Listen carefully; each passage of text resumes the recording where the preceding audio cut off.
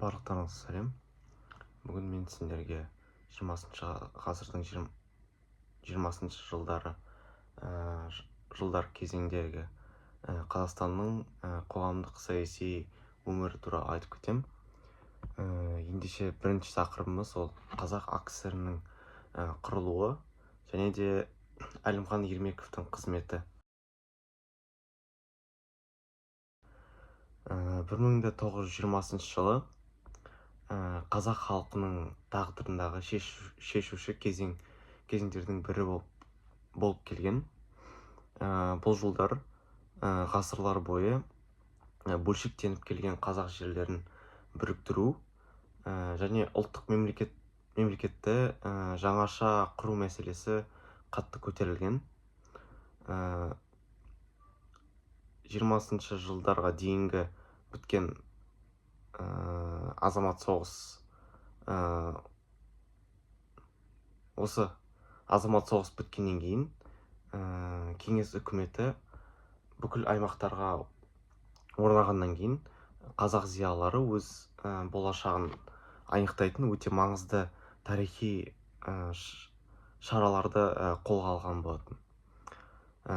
Және де 1920 жылы 26 тамызда осы біздің қазақтың тарихындағы ерекше күн болып келеді. Дәл осы күні Мәскеуде Қырғыз қазақ автономиялық кеңестік социалистік республикасының құру туралы декрет қабылданған болатын. Бұл негізі қазақ жерінде тұңғыш рет кеңестік үлгідегі ұлттық автономиялық жариялау болған. Ал 1920 жылдың қазанында Орынборда Қазақ АКСР кеңестерінің құрылтайы өтіп, автономия ресми түрде жарияланған болатын. Сол кезде Астана Орынбор алғашқы Астана болған. Кейін 1925 жылы Қызылордаға көшіп, одан соң Алматыға көшірілген болатын. Бірақ та автономия құру ол ең басты мәселе болған жоқ. Негізгі мәселе ол қазақ жерінің аумағы, шекарасы, оның тұтастығы болатын. Бұл жерде тарих сахнасына аса маңызды тұлға ол Әлімхан Ермеков шыққан. Ол небәрі 29 жаста болса да, бірақ та қазақ жерінің тағдырына тікелей қатты әсерін әкелген адам болып келеді. 1920 жылы Мәскеуде Лениннің қатысуымен өткен мәжілісте Ермеков, осы Әлімхан Ермеков қазақ облыстарының жағдайы туралы, олардың шекара мәселесі туралы, экономикалық ерекшеліктері туралы 3 сағат бойы баяндама жасап берген болатын осы Ленинға. Ол барлық тарихи, демографиялық және экономикалық деректерді дәлел ретінде келтіріп, біртұтас қазақ жерінің шекарасын бекіту қажеттілігін туралы айтқан. Және сол туралы қорғаған.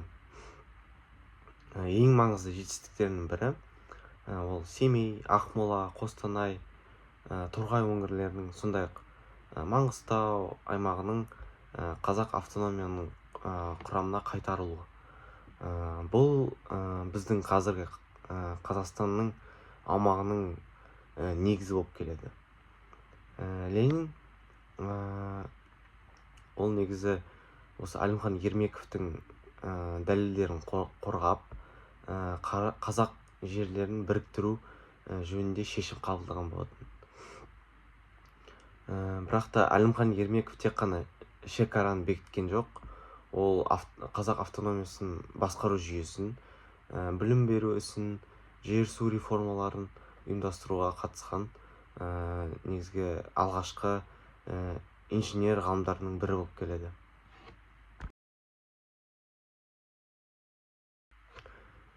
Біздің келесі тақырыбымыз ол мәдени құрылыс және оның қайшылықтары. 1920 жылдары кеңес үкіметі Қазақстанда жаңа мәдени саясат жүргізуге бастаған болатын. Оның негізгі мақсаты ол қоғамды сауаттандыру, жаңа мектептер ашу және социалистік идеологияға сай кеңестік мәдениет қалыптастыру болған. Бұл кезде жаппай сауат ашу науқаны басталып, бірнеше жыл ішінде қазақ халқы арасында оқу жазу білетіндерінің саны өте қатты өсе бастаған. Қазақ тілінде оқулықтар жасалып, қазақ мектептелері және де техникумдар ашыла бастаған. Сонымен бірге баспасөз дамып, еңбекші қазақ, Қызыл Қазақстан сияқты газет шығарыла бастаған. Қазақ газеті де шығарыла бастаған. Театр өнерлері де қалыптасып, 1926 жылы қазақтың тұңғыш кәсіби театры ашылған. Бұл мәдени дамудың оң көріністері болып келеді. Бірақ та мәдени құрылыс бір жақты емес еді. Оның терең қайшылықтары болған. Ең алдымен ол большевиктік билік ұлттық мәдениетті дамытуға емес, оны идеологиялық бағалауға алуға тиісті. Дәстүрлі исламдық мектептер, яғни медреселер жабыла бастаған, діни қайраткерлер қуғынға ұшыраған, кеңес үкіметі ұлттық әдебиет пен өнерді партия мүддесіне қызмет еткізуге міндеттелген болады. Сонымен қатар 1929 жылы біз латын әліпбиіне көшкен болатынбыз. Ал 1940 жылы біз толығымен кириллицаға өту мәдени даму процесін саяси бағытқа тәуелді еткен болатынбыз. Ұлттық фольклорды зерттеу қолдау тапқанмен, қазақтың дәстүрлі дүниетанымы ескі феодалдық деп бағаланып шектелген болатын. Осылайша 1920-30 жылдары мәдени құрылыс бір жағынан халықты жаппай сауаттандыру кезеңі болса, екіншіден ол кеңестік идеологияның ықпалымен ұлттық мәдениетінің өзіндік даму жолына шектеу қойған уақыт болған. Келесі тақырып ол 1920 жылдардағы қазақ әдебиеті. 1920 жылдар қазақ әдебиетінің жаңа бағытқа қарқынды дамыған кезеңі болып келеді. Азамат соғысынан кейін ел есін жинап, әдебиетте жаңа мазмұнға ие болған. Бұл уақытта халықтың тұрмыс тіршілігі, әлеуметтік өзгерістер және ұлттың тағдыры негізгі тақырыпқа айналған болатын. Осы әдебиеттің алдыңғы қатарына негізі Сәкен Сейфуллин тұрады. Оның тар жол, тайғақ кешу шығармасы жаңа дәуір әдебиетінің символына айналып келген. Ол поэзияда да, прозада да революциялық өзгерістерді суреттеп, кеңестік идеологияны насихаттағанымен, ұлттық бояуы басым шығармалар берген болатын. Сонымен қатар Бейімбет Майлин ауыл өмірін шынайы бейнелеп, қарапайым қазақтың мұңын, оның қуанышын, тұрмысын суреттеген болатын.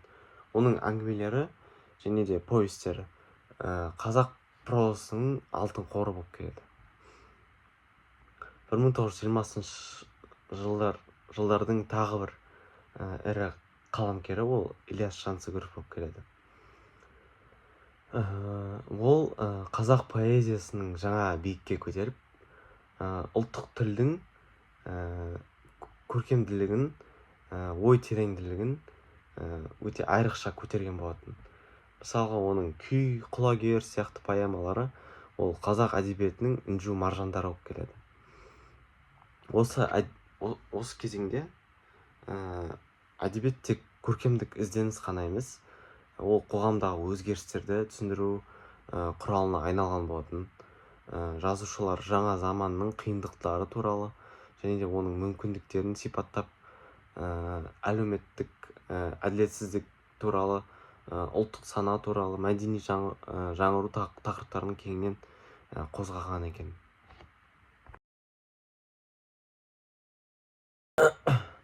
Келесі тақырып ол Мұстафа Шоқай және кеңестер билігіндегі Түркістан. Мұстафа Шоқай ол Түркістан халықтарының азаттығы үшін күрескен ұлы қайраткер болып келеді. Саясаткер және де публицист болып келеді. Кеңес үкіметінің орнауынан кейін ол большевиктік режимнің Түркістанға қатысты саясатына қарсы шығып, миграцияда күрес жүргізген болады. Оның ең маңызды еңбектерінің бірі ол кеңестер билігіндегі Түркістан атты зерттеу болып келеді.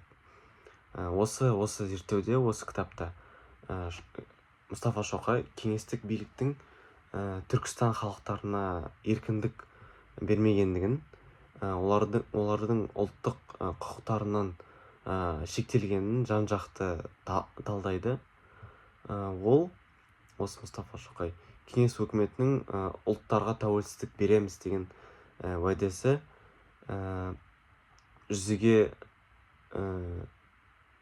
іс жүзеге аспағанын дәлелдейді. Мұстафа Шоқай Түркістандағы кеңестік саясатының басты мәселелерін атап кеткен.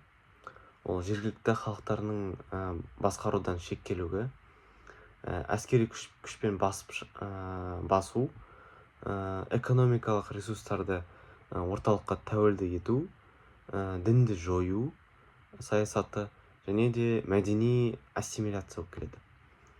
Оның пікірінше, кеңес одағы халықтардың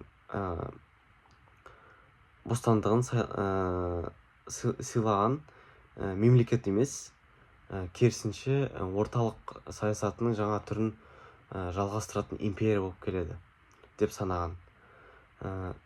Мұстафа Шоқай бұл еңбегінде Түркістан халықтарының өзін-өзі басқару құқығын қорғап, демократиялық тәуелсіз мемлекет идеясын ұсынған болатын. Ол күресін шетелде жүріп жалғастырған, Еуропада мақалалар жариялап, Түркістан мәселесін халықаралық мінберлерге шығарған болатын. Осы оның шығармасы кеңестер билігіндегі Түркістан тек тарихи талдау болған жоқ, ол түркі халықтарының азаттық жолындағы манифесі, іспетті еңбек болып келеді. Назарларыңызға рахмет.